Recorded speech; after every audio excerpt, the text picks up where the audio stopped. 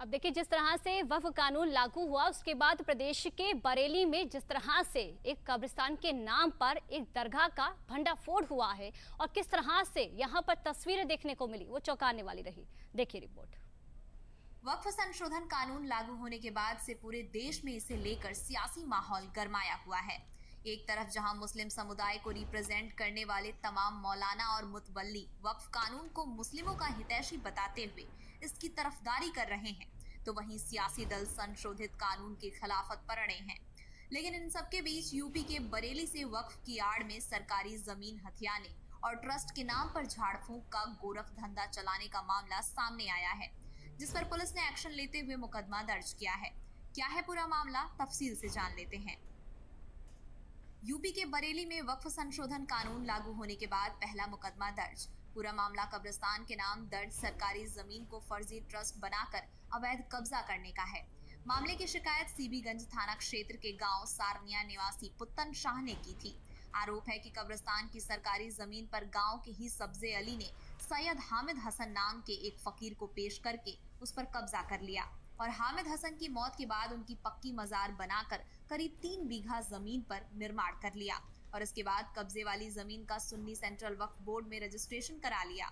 आरोप है कि सब्जे अली ने सैयद हामिद हसन दरगाह चैरिटेबल ट्रस्ट के नाम से 24 नवंबर 2020 को रजिस्ट्रेशन करवा लिया और सब्जे अली ने पत्नी और 4 बेटियों समेत मामले के मास्टरमाइंड मनीष कुमार को अवैध कब्जा की गई संपत्ति का ट्रस्टी भी नामित कर दिया। आरोप है कि मजार पर झाड़ फूंक का काम किया जा रहा था और लोगों से पैसे भी वसूले जा रहे थे। वहीं पुत्तन शाह ने जब इसका विरोध किया तो उनकी पिटाई की गई, जिसके बाद पुत्तन शाह ने पुलिस से शिकायत की तो मामले की जांच में जमीन सरकारी निकली, जिसके बाद पुलिस ने एक ही परिवार के 11 लोगों के खिलाफ धोखाधड़ी, फर्जी कागजात बनाने के मामले में रिपोर्ट दर्ज की है। राजस्व रिकॉर्ड में जमीन सरकारी निकली तो पुलिस ने एक्शन लेते हुए आरोपियों के खिलाफ रिपोर्ट दर्ज की।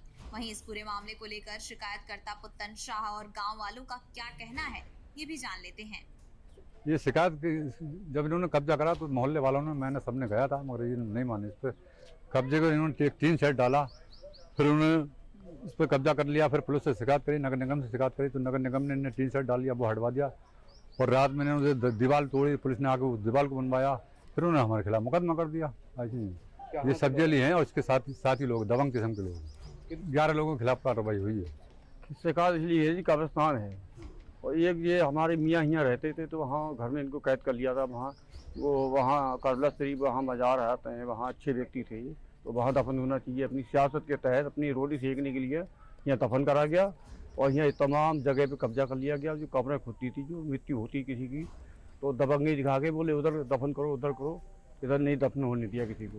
लगभग 4 बीघे के आसपास ये कब्रिस्तान है, जिसमें कि जो एक कब्र है बनी भी वो ठीक है अपनी जगह, लेकिन उसकी आड़ में बाकी कब्रिस्तान पे ये कब्जा कर रहे हैं, हर चीज़ पे कब्जा कर रहे हैं। अगर इनसे मना करा गया, कुछ लोगों ने, चंद भले लोगों ने मना करा तो उस पर अमादू होगा कहीं उनके खिलाफ कोई कार्रवाई करने के लिए, उल्टे सीधे मुकदमेदारी करने के लिए, जिसमें न्यायालय में फिर ये मुकदमा चला गया। जब इनने ये पूरे वक्फ के लिए इन्होंने वो किया, फिर उस पर मुकदमा हुआ, उसका खारिज हुआ, इनके ऊपर 1 लाख रुपए जुर्माना पड़ा और जुर्माना पड़ने के बाद में उसके बाद भी खाली नहीं कर रहे हैं। अगर देश भर की वक्फ संपत्तियों की बात करें तो यूपी इसमें अव्वल नंबर पर है। यूपी में न सिर्फ वक्फ की सबसे ज्यादा जमीन है, बल्कि इससे जुड़े सबसे ज्यादा विवाद भी हैं।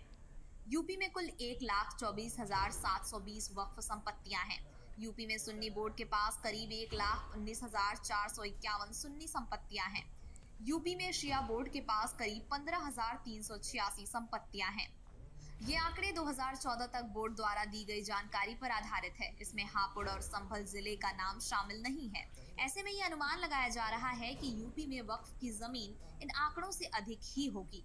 ऐसे में बरेली से सरकारी जमीन को फर्जी तरीके से वक्फ संपत्ति बताकर कब्जाने का जो मामला सामने आया है, उससे ये साफ हो गया है कि वक्फ के नाम पर सरकारी संपत्तियों का निजी लाभ के लिए इस्तेमाल किया जा रहा है। अब पुलिस इस मामले में गंभीरता से जांच कर रही है और आरोपियों पर कड़ी कार्रवाई की तैयारी कर रही है।